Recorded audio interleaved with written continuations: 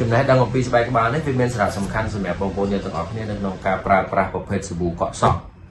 បើសិនជាយើងយល់អំពីស្បែកក្បាលច្បាស់យើងប្រើសាប៊ូដែលសម្រាប់កក់សក់របស់យើងហ្នឹងគឺប្រើត្រូវហើយបើកាលណាយើងយល់វាស្គាល់វាអត់ច្បាស់លើក្បាលយើងហ្នឹងយើងកក់សក់ហ្នឹងនឹងមានបញ្ហាណាបងប្អូនណាបាទ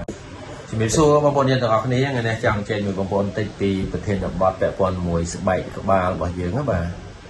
បងប្អូនដឹងថាស្បែកក្បាលរបស់យើងមានប្រមាណប្រភេទរបស់មនុស្សយើងទាំងស្រីទាំងប្រុសទាំងអស់គ្នាណាមិនថាជនជាតិអីទេមិនថាខ្មែរយើងមិនថាជនជាតិបរទេសផ្សេងទៀតទេហើយជាទូទៅគឺចែកស្បែកក្បាលជា4ប្រភេទបងប្អូនណាបាទហើយចំណេះដឹងអំពីស្បែកក្បាលនេះវាមានសារៈសំខាន់សម្រាប់បងប្អូនយើងទាំងអស់គ្នានៅក្នុងការប្រើប្រាស់ប្រភេទសាប៊ូកក់សក់បើសិនជាយើងយល់អំពីស្បែកក្បាលច្បាស់យើងប្រើសាប៊ូដែលសម្រាប់កក់សក់របស់យើងហ្នឹងគឺប្រើត្រូវហើយបើកាលណាយើងយល់វាស្គាល់វាអត់ច្បាស់លើក្បាលយើងហ្នឹងយើងកក់សក់ហ្នឹងនឹងមានបញ្ហាណាបងប្អូនណាបាទទី1ប្រភេទស្បែកក្បាលយើងហៅថាស្បែកក្បាលមានជាតិប្រេងណាបងប្អូនណាបាទហើយបានមានជាតិប្រេងបងប្អូនអាចសម្គាល់ទៅលើស្បែកក្បាលឬក៏សក់បងប្អូនហ្នឹងងាយឡើងប្រេងណាក្រោយពេលដែលយើងកក់សាប៊ូហើយអញ្ចឹងជួនកាលមិនបានមួយថ្ងៃទេគឺវាចាប់ដើមសំណើមហើយពេលយើងសិតសក់ទៅគឺវាទៅសក់អត់បាច់លាបប្រេងទេពេលបងប្អូនសិតទៅគឺវាជាប់ហ្មងដូចមានប្រេងដូចមានលាបជែលអញ្ចឹងបាទពេលសិតទៅវានៅជាប់នៅហ្នឹងណាមានម៉ូតមានភ្លីនៅហ្នឹងបាទហើយងាយឆាប់ធុំក្លិនសក់បាទហើយជាពិសេសក្លិនអត់ល្អទេបងប្អូនទាំងហ្នឹងវាមិនមែនជាប្រភេទក្លិនទឹកអប់ទេគឺក្លិនមានបញ្ហាអត់ទេបាទអញ្ចឹងស្បែកក្បាលប្រេងហ្នឹងគឺអញ្ចឹងហើយបងប្អូនសួរថាវាកើតឡើងដោយសារអីជាទូទៅអាចធម្មជាតិរបស់ស្បែកក្បាលរបស់មនុស្សយើងហ្នឹងមានស្រាប់បងប្អូនណាបាទជាប្រភេទក្បាលឆាប់ឡើងប្រេងតែម្ដងហើយបូកផ្សំជាមួយនឹងជួនកាលបងប្អូនប្រើប្រេងលាបអីថែមទៀតទៅក៏វាឆាប់ងាយឡើងទៅក៏មានដែរបាទនេះចំណុចសំខាន់ទី1ណាបាទស្បែកក្បាលទី2គឺប្រភេទស្បែកក្បាលស្ងួតប្រភេទស្ងួតហ្នឹងគឺយើងមើលទៅគឺសក់បែបរើងអត់ជាតិអត់ជើងទេបាទរៀងអាចជួនកាលអាចមានអង្គែបន្តិចនៅគល់ក៏មានដែរហើយជាពិសេស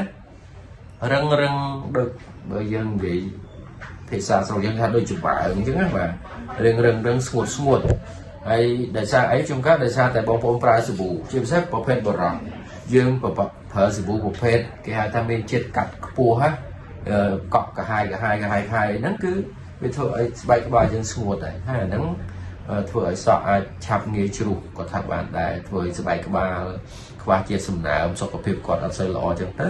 ធ្វើឲ្យមានបញ្ហាណាបាទស្បែកក្បាលទី3គឺពាក់ព័ន្ធជាមួយនឹងស្បែកក្បាលដែលយើងឆាប់កើតអង្គែវាមានរោគតែម្ដងហើយឡើងអង្គែលឿនបាទវាងាយវាស្បែកក្បាលយើងហ្នឹងគឺរៀងល្មម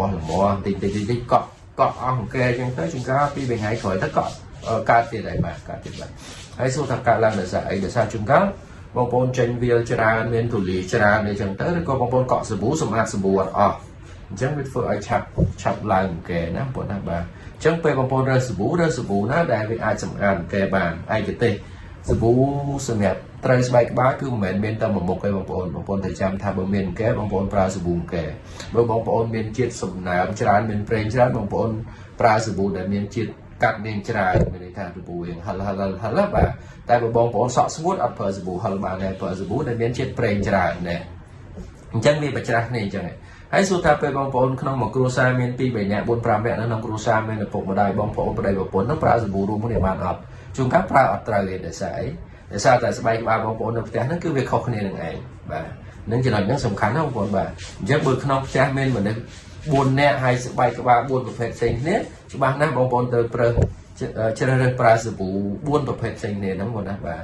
ហើយបើបងប្អូនអត់ទាន់ស្គាល់ស្បែកក្បាលច្បាស់បងប្អូនអាចជួបអ្នកជំនាញនៅតាមហាងសាឡនឬក៏បងប្អូនអាចអញ្ជើញមក Christina ក៏បានដែរយើងនឹងផ្ដល់ការណែនាំជូនក៏ដូចជាប្រឹក្សាជូនដល់បងប្អូនទាំងអស់គ្នាណាបាទស្បែកក្បាលចុងក្រោយគឺជាប្រភេទស្បែកក្បាលធម្មតាមនុស្សធម្មតាមានន័យថាប្រេងក៏អត់មានស្ងួតក៏អត់មាន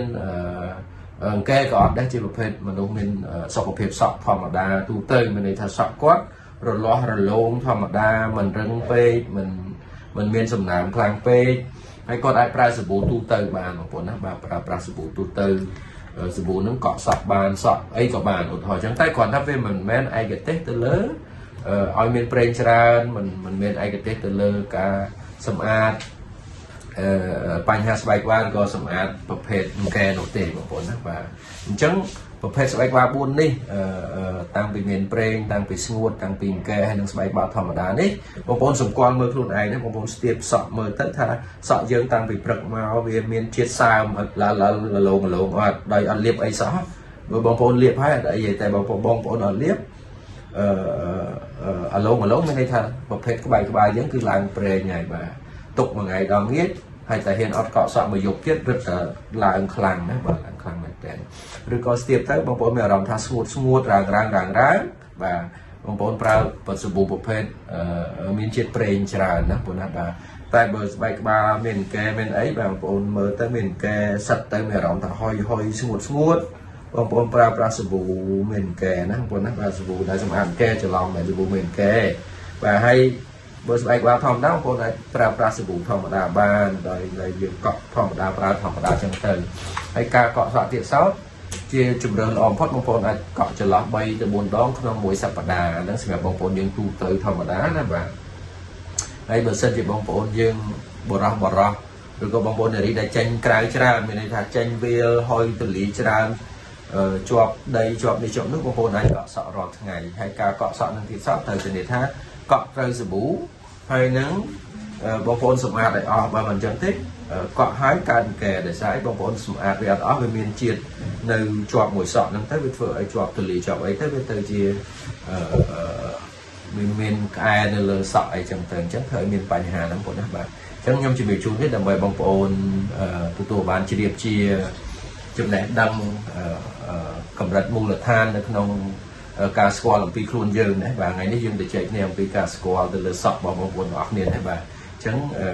បញ្ជាក់ឡើងវិញបើបងប្អូនមានតម្រូវការពាក់ព័ន្ធជាមួយការប្រឹក្សាផ្សេងទៅលើបញ្ហាសរសៃសក់ឬក៏សុខភាពសរសៃសក់បងប្អូនអាចអញ្ជើញមក Christina បានយើងខ្ញុំនឹងរីករាយនៅក្នុងការជួយឬក៏បងប្អូនចង់ស្វែងយល់ពីប្រធានបទផ្សេងទៀតបងប្អូនអាច comment បានខ្ញុំនឹងធ្វើការឆ្លើយតបជូនដល់បងប្អូនទាំងអស់គ្នាណាបាទអរគុណច្រើនជម្រាបលាបងប្អូនទាំងអស់គ្នាសូមមានលាភមានជ័យចំណងចម្រើនទាំងអស់គ្នាបាទ